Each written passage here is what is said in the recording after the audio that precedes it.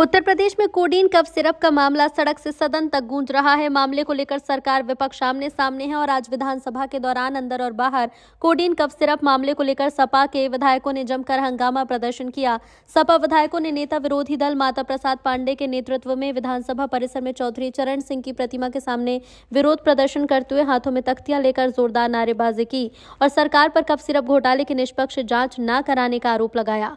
सपा विधायकों ने कहा कि कफ सिरप के मामले में सरकार द्वारा गठित जांच समिति से वो संतुष्ट नहीं है। घोटाले के तार बड़े माफिया से जुड़े हैं, सरकार उन्हें संरक्षण दे रही है। सपा ने कोडीन को लेकर सदन में सरकार से सीबीआई जांच की मांग की, तो वहीं मामले को लेकर मुख्यमंत्री योगी आदित्यनाथ ने जवाब दिया और कहा कि कफ सिरप से प्रदेश में एक भी मौत नहीं हुई।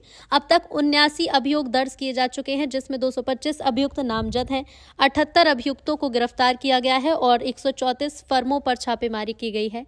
सीएम ने कहा कि मामले की गहराई में जाएंगे तो बार बार यही तथ्य सामने आते कि कहीं न कहीं सपा से जुड़ा कोई नेता या व्यक्ति इसमें संलिप्त है। अवैध लेन देन भी लोहिया वाहिनी के एक पदाधिकारी के खाते के जरिए हुआ। एसटीएफ पूरे प्रकरण की जांच कर रही है। मुख्यमंत्री ने स्पष्ट किया कि मामले में कोई भी अपराधी बच नहीं पाएगा। बुलडोजर एक्शन को लेकर सपा पर तंज कसते हुए कहा कि चिंता मत कीजिए, समय आने पर बुलडोजर एक्शन की पूरी तैयारी रहेगी, उस पर चिल्लाइएगा नहीं। तो अब कफ सिरप पर सरकार और विपक्ष आमने सामने है। तमाम आरोप प्रत्यारोप लगाए जा रहे हैं। मामले में किसके आरोप में कितना दम है तो जांच के बाद वक्त बताएगा, लेकिन मामले में राजनीति जरूर जोर पकड़ी है और इसी मुद्दे पर चर्चा करेंगे। लेकिन पहले कुछ बयान भी सुन लेते हैं। जो भी अपराधी होगा, ये तो मैं जानता हूं आपकी पीड़ा को, क्योंकि जब सरकार की कार्रवाई अपने अंतिम उस तक जाएगी तो आप में से बहुत सारे लोग फतिया पढ़ने के लिए जाएंगे वहां, तो आपको फतिया पढ़ने की लायक भी हम नहीं छोड़ेंगे, तब तक ऐसी कार्रवाई हम कर देंगे। इसके लिए महोदय, हम लोगों ने एक एसआईटी गठित की है। प्रदेश के आईजी कानून लॉ एंड ऑर्डर की अध्यक्षता में एक एसआईटी गठित की है, जिसमें यूपी पुलिस और एफएसडीए के अधिकारी भी शामिल हैं पूरे प्रदेश भर में, और इसमें कार्रवाई हमारी निरंतर चल रही है।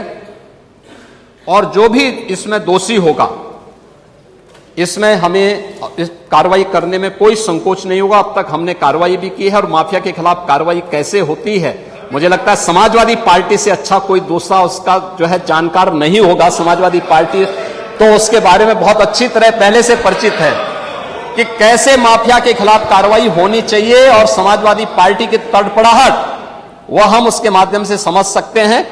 और मैं इस सदन को इस बात के लिए आश्वस्त करता हूं कि इस मामले में जो भी अपराधी होगा, उस अपराधी के खिलाफ जितनी सख्त कार्रवाई होगी, उत्तर प्रदेश सरकार उतनी सख्त कार्रवाई करेगी। लेकिन मैं समाजवादी पार्टी से इस बारे में जरूर कहूंगा कि वह गुमराह करना छोड़े।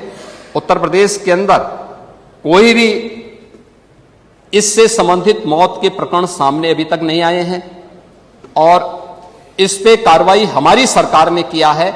आपकी सरकार ने उन्हें लाइसेंस दिया था उनके इल्लीगल गतिविधियों को आगे बढ़ाने के लिए। समाजवादी पार्टी की सरकार ने 2012 से 16 के बीच में सारे इल्लीगल कार्यों को आगे बढ़ाया था।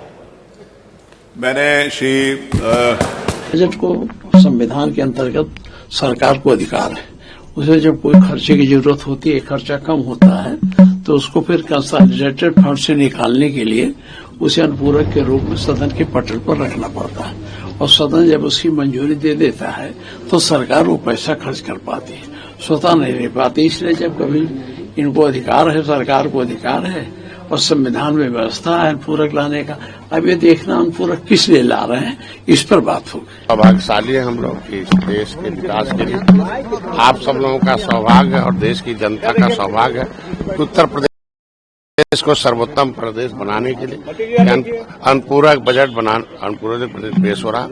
ज्यादा 50% से ऊपर हम लोग खर्च कर चुके हैं, वो भी हो जाएगा। अनुपूरक होता है कि हम जो विकास की योजनाओं में जो कुछ नई चीजें आती हैं, विकास की जनता के डिमांड पर, क्षेत्र की जनता की सहायता के लिए उसका ही सरकार है, उनके लिए विकास, उनके सुविधाओं के लिए बजट की आवश्यकता होती है, और उन्होंने अवसर दिया है तो उनका बजट है, उन्हीं के नाम है। अब तो उसको पास करके ले जाना है, और बिना मतलब का विपक्ष उस पर हंगामा करता है। वंदे मातरम हमारे भारत के दिल की आवाज है, एक धड़कन है। उस पे अब दिल जब धड़कता तभी आदमी जिंदा रहता। और दिल से संबंधित जानते हैं कि तो ये वंदे मातरम हम भारत की उस स्वतंत्रता सेनानियों की आवाज है, देश की आत्मा की आवाज है। उसमें सभी पक्ष विपक्ष को एक होना चाहिए और हम लोग सौभाग्यशाली हैं कि उसका आज के दिन में चर्चा हो रहा है।